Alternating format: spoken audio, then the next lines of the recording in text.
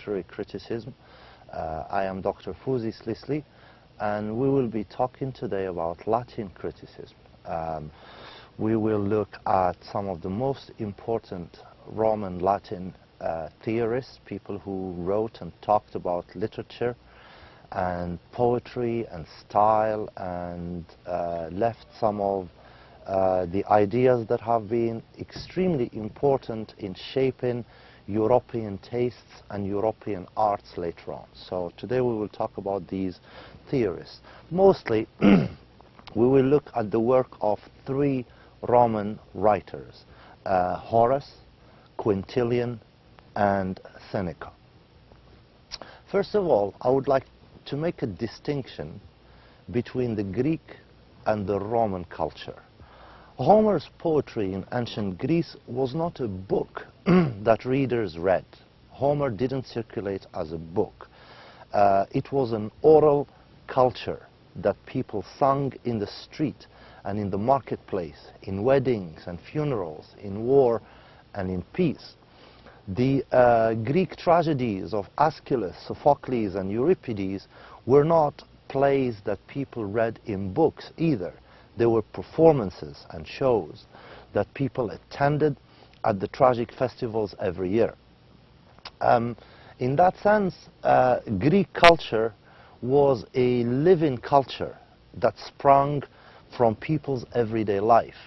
All the Greeks, old and young, aristocrats and commoners, literate and illiterate, can be found to have participated in producing and in consuming this culture. The situation in Rome, in ancient Rome, is different. The Greek culture in Rome became books that had no connection to everyday life and to average people anymore. Only the elite in Rome could pick up these books from the libraries. That's where they live now. It's a culture of books that lives in libraries, and only a certain small number of elites can go pick it up from the library and read it and interact with it. Greek books were also written down in a language, Greek, that most of the Romans didn't speak. And the Greek books also belong to a culture, to an era that was in the past. And it was a past that the Romans didn't have much knowledge of. I mean, they knew it was in the past, but they didn't know how far back in the past it was. Only a small educated minority of Romans had the ability to interact with these books. Generally, it was a dead culture. It belonged to the past. It was remote, and with no connection to the daily existence of the majority of the Roman population.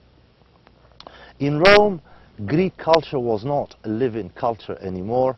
It was a museum culture. Some aristocrats used it to show off, but it did not inspire the present. Roman literature and criticism emerges as an attempt to imitate this Greek culture that now lives in books, that's preserved in books. Roman literature and criticism develops as an attempt to revive this Greek culture and imitate it in Latin, the Romans' language. The Romans did not engage the culture of Greece to make it inform and inspire their present. They wanted to reproduce the books. They wanted to have sections in the libraries, in the museum, with their own names to sit next to the Greek books. And the distinction, living culture and monument culture or museum culture, a living culture. In Greece we had a living culture. In Rome it becomes a monument or a museum culture. This is a distinction that I take from Florence Dupont. It's a useful distinction that she makes in her book, The Invention of Literature. So let's look at some of these Roman theorists. First we will start with Horace and his famous poem called the Ars Poetica. It's so famous because this long poem will have a huge impact on European literature and the development of European arts from the Renaissance all the way to the 20th century. So Horace's Ars Poetica was very influential in shaping European literary and artistic tastes. But Horace was not a philosopher like Plato or Aristotle. He was just a poet, and he wrote advice in the form of poems to the poets of his days, to Roman poets, with the hope of helping them improve the artistic effort of his contemporaries. But he wasn't like Plato or Aristotle. He didn't sit and analyze a complex cultural or historical situation like Plato or Aristotle does. He just writes advices to Roman poets. So in Ars Poetica, some of the advices he gives to Roman writers, he tells writers of plays that a comic subject should not be written in a tragic tone, and vice versa. A tragic subject should not be written in a comic tone. He advises them not to present anything excessively violent or monstrous on stage, and that he says also that the deus ex machina, it's the machine that the Greeks used for special effects, that the deus ex machina should not be used unless absolutely necessary. He also tells writers that a play should not be shorter or longer than 5 acts, and this is where the Europeans get this rule that became almost a very strong rule. A play should not be longer or shorter than 5 acts, and that the chorus should not sing between the acts anything which has no relevance or cohesion with the plot. So if the chorus sings between the plot, it should be something that's connected to the plot. He advises further that poetry should teach and please. Should teach and please. This is also something that will become very important in European literature, that literature, the purpose of literature is to teach and please. And you can still find people, poets, writers today, who still believe in this principle that the purpose of literature is to teach and please. Many people, if you ask them to define what art is today, a very difficult question, and there aren't many people who can answer it, because there is practically no answer to it. What is art? So a lot of people, if you ask them to define what is art, they will say it's something that teaches and pleases. And the source of this, of course, is Horace. And he also says that the poem should be conceived by the writer should conceive his poem as a form of static beauty, similar to a painting. The poet should conceive or think of his poem like he's thinking of a painting, a form of static painting, static beauty. And the phrase he uses is a phrase that becomes also very useful in European culture and history later on. It's ut pictoria poesis. Each one of these principles would become central in shaping European literary tastes. Also, very important central idea in Horace's criticism is the idea of sensibility, what he calls sensibility, which is simply, another word for it is decorum. At the center of his ideas is the notion of sensibility. A poet, according to Horace, who has neither the ability nor the knowledge to keep the duly assigned functions and tones of poetry, should not be hailed as a poet. This principle, basically, that sensibility is decorum, it's the protocols. Poetry writing comes with a set of protocols. If the poet does not respect these protocols, he should not be called, he should not be respected as a poet.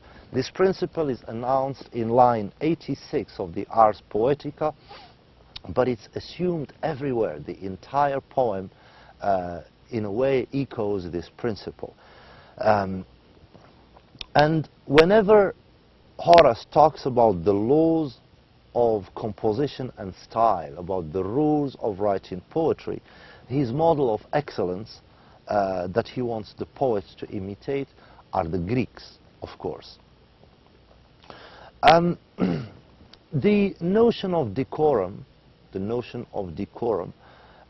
sensibility, that he asks the writers to have, is essentially a tool that allows him to separate what he calls sophisticated tastes, which he associates with Greek books and with aristocratic poetry, and he separates it from what he calls the vulgar, which he always associates with rustic and popular culture. He says, for example, in the Odes, his Odes 3.1.1, he says, "I hate the profane crowd and keep it at a distance." In the Satires, another collection of his poems, he says, he talks about the college of flute players, quacks, beggars, mimics, actresses, parasites, and all their kinds. So he describes the popular culture of his day as parasites and quacks, and he opposes it to the official aristocratic, written, Greek-inspired poetry that he wants his compatriots to try to write. Horace's hatred, his hatred for the popular culture of his day, is most apparent in his famous letter to Augustus. It's a famous letter that he wrote to the Emperor Augustus, where he says, "Greece, now captive, took captive its wild conqueror," meaning that Rome conquered Greece, and as soon as that happened, Greece conquered Rome back with its culture. Of course, Rome didn't have books, didn't have writing, didn't have sophisticated literature like Greece. So when Rome conquered Greece, the culture of Greece started seeping into Rome, right?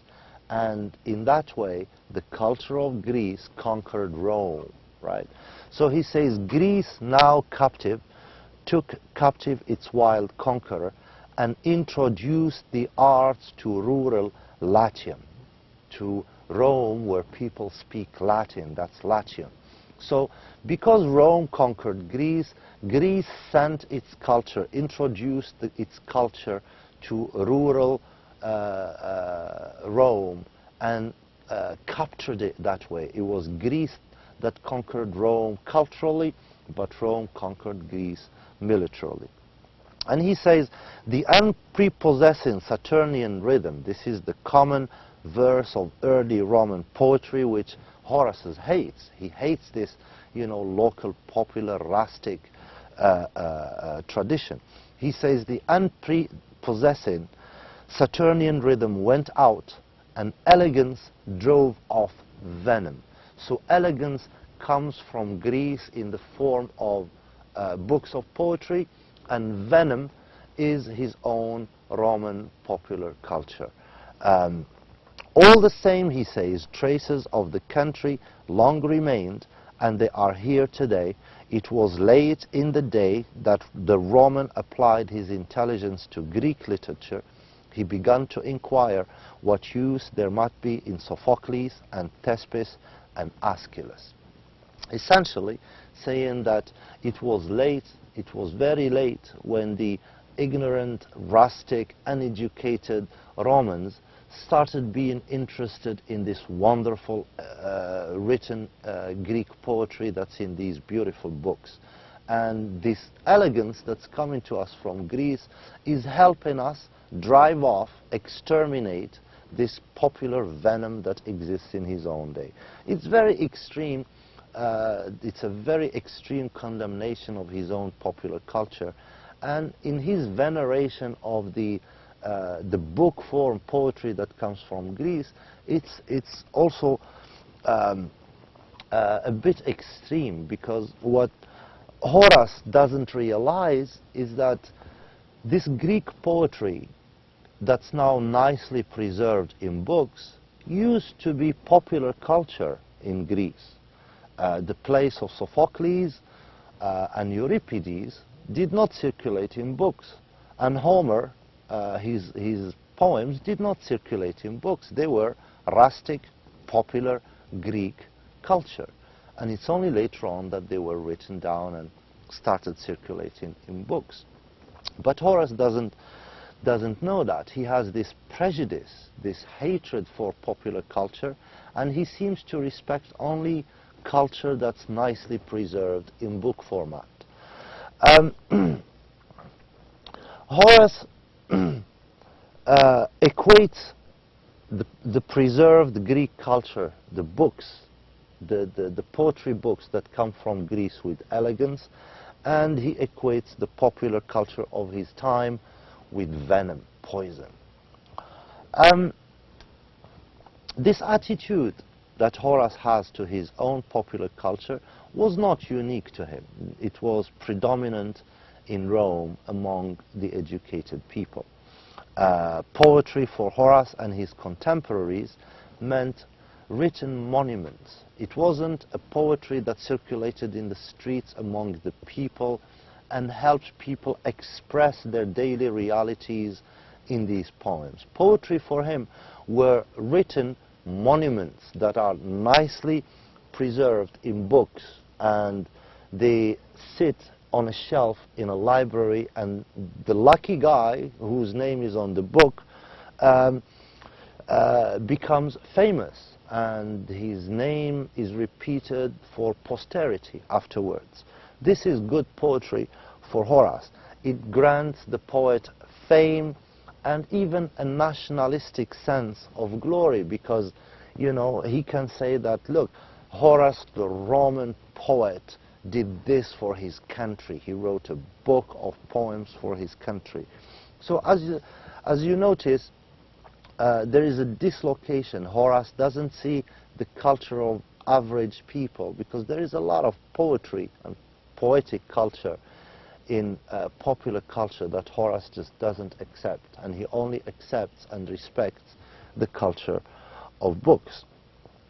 He says, a point that explains this, he says, "I will not die entirely, some principal part of me yet evading the great goddess of burial."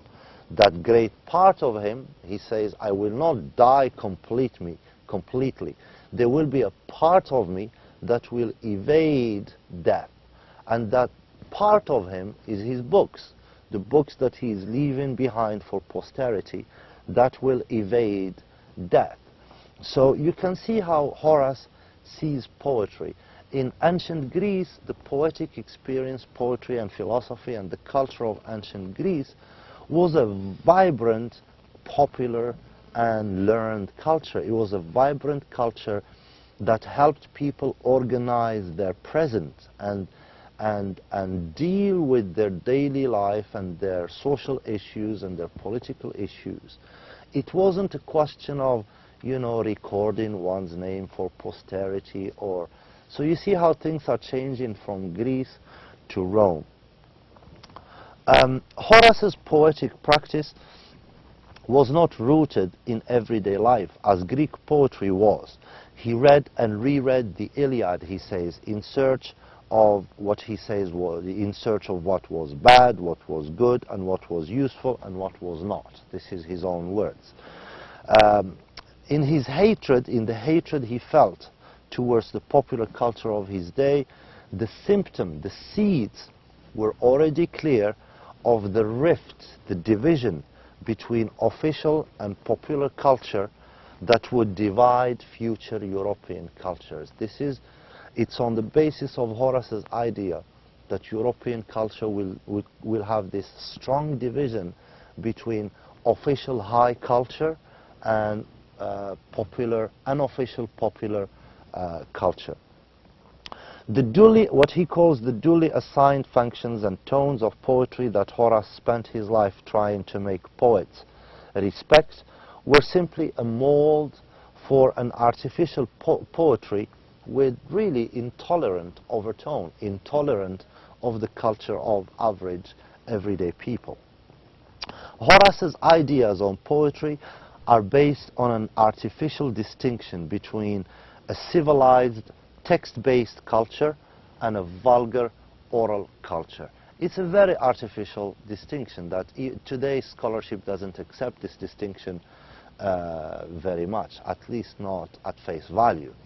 And in all his writings, Horace urges the Roman writers to imitate the Greeks and follow in their footsteps. In the Ars Poetica, he says, study Greek models night and day, and this is his legendary advice. The idea, though, has an underlying contradiction. Horace wants Roman authors to imitate the Greeks night and day and follow in their footsteps, but he does not want them to be mere imitators. How can you imitate but not be imitators? It's a contradiction, not just in Horace, but in all the Roman writers, and even in European writers later. It's a contradiction that's never resolved. There is always this tension. This tension. They want the writers to imitate the Greeks, but they don't want them to be imitators. How do you create originality from imitation is the big question, and it's not always solved. Horace's solution is only a set of metaphors with no practical steps. He says the common stock, meaning the Greek heritage, the common stock will become your private property. He's talking to the writer. If you don't linger on the broad and vulgar round, right? Just stay away from the broad and vulgar, and the common stock, the Greek heritage, will become yours. What does it mean, become yours? It means you can take material from Greek poets and translate it into Latin, and you produce your own poems like it's your own. So the common stock, the Greek heritage, will become your private property if you don't linger on the broad and vulgar round and anxiously render word for word. Just don't imitate or translate word for word a loyal interpreter, or again, in the process of imitation, find yourself in a tight corner from which shame or the rule of the craft won't let you move. Ars Poetica 130-135. Horace's own poetry shows the same contradictions. In the epistle to Massena, he complains about the slavish imitators. The slavish imitators, they imitate slavishly, those who ape the morals and manners of their betters, he says. He says, how oft, you servile crew of mimics, when your bustling pranks I've seen, have you provoked my smiles, how often my spleen. You guys just make me smile or make me sleep, he says. He tells the writers of his days that you just ape, you just slavishly imitate your betters, meaning the Greeks. In the process of following and imitating the Greeks, Horace differentiates himself from those who mimic, right? Those who just imitate slavishly the Greeks. He says, I am different. Obviously, he doesn't have much esteem for this kind of imitation, and he saw his own practice as different. He says in the epistle to Massenas, he says, I was the first to plant free footstep on a virgin soil. I walked not where others trod. Who trusts himself will lead and rule the swarm, meaning the crowd. I was the first to show to Latium the iambics of Paras, following the rhythm and spirit of Archilochus, not the themes or the words that hounded Lycambes. Him never before sung by other lips, I, the lyricist of Latium, of Rome, have made known. It is my joy that I bring things untold before, and am read by the eyes and held in the hands of the civilized. So in imitating the Greeks, Horace claims originality. He says, I am original. I don't just imitate slavishly. But this bold claim that he makes, for example, he says, I walk on a virgin soil. It's contradictory. There is a contradiction implied. There is an implied detail there, and we all know it, that the soil on which he is walking was not virgin, because the Greek predecessors had already walked on it. So he's not walking really on a virgin soil. He's just following in the footsteps of the Greeks, imitating the Greeks. In addition, as Thomas Green notes, the precise nature of what Horace claims to have brought back from his walk on this soil is not clear. He says, I brought what others haven't heard before. It's not clear what he brought back. These were ideas in books that the Greeks had already talked about. However, Horace conceives of his imitation of the Greeks. He claims to be original, but he does a poor job at describing or articulating its dialectics. Imitation for Horace seems to have been a loose and imprecise metaphor in his vocabulary. Horace also has another aspect of stylistic criticism, and again he uses the metaphor of imitation, but this time it has to do with stylistic imitation.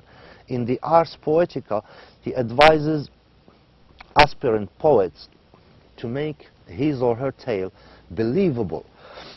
He says, if you want me to cry, mourn first yourself, then your misfortune will hurt me. Essentially, he asks the writer to just be true to reality. If you want to represent something, make it close to reality so that it becomes believable to people. My advice to the skilled imitator will be to keep his eye on the model of life and manners and draw his speech living from there. This is in the Ars Poetica.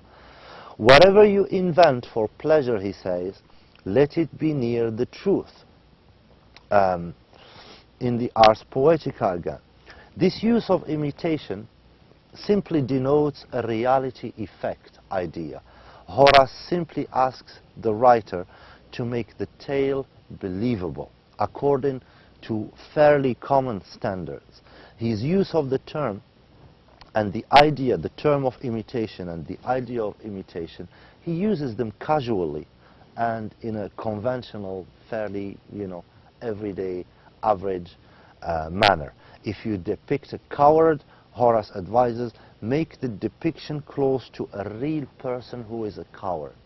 But Horace is only thinking of a stylistic idea.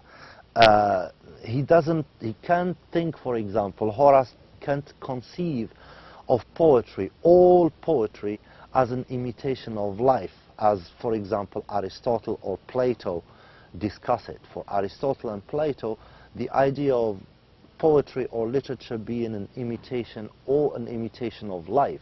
Horace, it doesn't seem to know this idea. Horace's ideas about imitating the Greeks and about poetry, imitating real life models, were both imprecise, but they will become very influential in shaping European art and literature. The principles of taste, sensibility, or decorum that he insists on, to distinguish between what he calls the civilized poetry from the uncivilized poetry, will also be very instrumental in shaping the European distinction between official high culture and popular low one. Horace's ideas also helped form the perception of literature and poetry as national monuments and trophies. In the Renaissance, when European writers will, begin to imitate the Romans and the Greeks, the Europeans will also conceive, they will think of poetry and poems as national monuments. So the French poet wants to write a poem for the glory of France, and in England it's for the glory of England, and so on. This is also something that didn't exist in Greece. The Greeks pursued knowledge because they wanted to pursue the truth. They wanted, Plato says, we follow the argument wherever it goes. It's for the glory of the truth, not for the glory of Greece or my nation or your nation. So this is something, this nationalistic dimension to poetry is something that the Romans put in place, and it becomes very useful later on in European literature. Poetry in Horace's text, in Horace's poetry and criticism, poetry was subordinated to oratory, to rhetoric, right? And the perfection of self-expression, al-balagha, right? Al-fasaha. Homer and Sophocles and the Greek books are now taught in Rome. They teach them simply as examples of correct speaking for rhetoricians to practice with, which means that the ideas of the Greeks, that's not that the Romans don't engage the ideas of the Greeks. They just want to use their stylistics, their books, to improve al-fasaha, the rhetoric, to improve their self-expression. And of course this has a political dimension, because in Rome, rhetoric, self-expression was very important to get important positions in the government, in politics, and so on. So the education in that sense was subordinated to politics. People got educated just to get a good political position. Again, this is something that didn't exist in ancient Greece, because the Greeks pursued knowledge for its own sake, to improve themselves, to search for the truth, to explore issues with open mind, wherever it goes, wherever it leads, whatever side it's on, whether it's on the side of Rome or France or England, it doesn't matter. Wherever the argument goes, Plato says, we just follow. The idea of following the Greeks only magnified the temporal and cultural distance that the Romans had with the Greeks. I mean, in Rome, the Greek culture was strange and foreign. It was from a foreign country, it was in a foreign language, and it was from a remote past, right? And the way the Romans imitated the Greeks only made that distance with the Greeks even bigger. It magnified it. So the Greek heritage became even more it became even more strange, even more incomprehensible. This is why we find frustration, for example, with Seneca and Cicero and others, like we saw in lecture number 2, if you can go back to it. Next, I would like to talk about Quintilian and his famous book, the Institutio Oratoria. Also one of the most famous Roman writers. He had a huge impact, not just on Roman culture, but on the European culture from the Renaissance to the 20th century. From 68 to 88 AD, he was the leading teacher of rhetoric in Rome. He wrote the Institutio Oratoria as a help, as a training manual for rhetoricians, for orators. Sometimes Quintilian justifies the imitation of the Greeks. He says, and every technique in life is founded on our natural desire to do ourselves what we approve in others. Hence, children follow the shapes of letters to attain facility in writing. Musicians look for a model to the voice of their instructors, painters to the work of their predecessors, countrymen to methods of growing that have been proven successful by experience. Everybody learns by imitation. In fact, he says, we can see that the rudiments of any kind of skill are shaped in accordance with an example set for it. So everything grows, everything develops by finding a model first. So if we want to have a culture and an education and system of knowledge, we should find a model, and that model, of course, are the Greeks. But he also turns around immediately and says imitation is dangerous. He says, yet this very principle, which makes every accomplishment so much easier for us than it was for man who had nothing to follow, is dangerous unless taken up cautiously and with judgment. So imitation is good, but it's also dangerous unless we are cautious and do it with good judgment. It is the sign of a lazy mentality, he says, to be content with what has been discovered by others. If you're just happy with what the Greeks have done, then that's the sign of a lazy mentality. He also says it is also shameful to be content merely to reach the level of your model, right? That's shameful. You should try to go further than the model.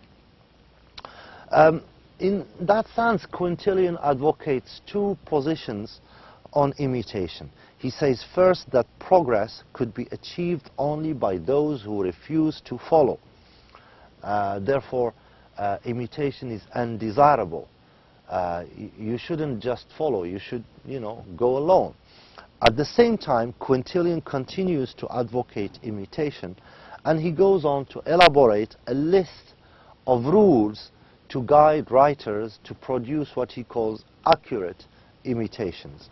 The imitator, he said, should consider carefully whom to imitate, and he should not limit himself to one model only. He should have a multiplicity of models.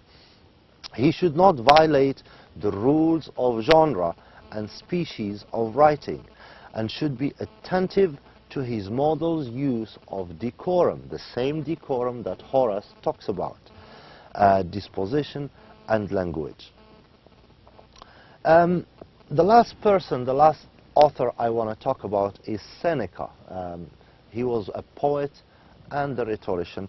Seneca singles out. Seneca is slightly different and even slightly more interesting and more intelligent. He singles out a process, the process of transformation that takes place when bees produce honey, right? When bees produce honey, they fly over many flowers and they cull, right, juice out of those flowers. And from all that material they collect, they produce honey. He used this metaphor, right, for the production of knowledge. And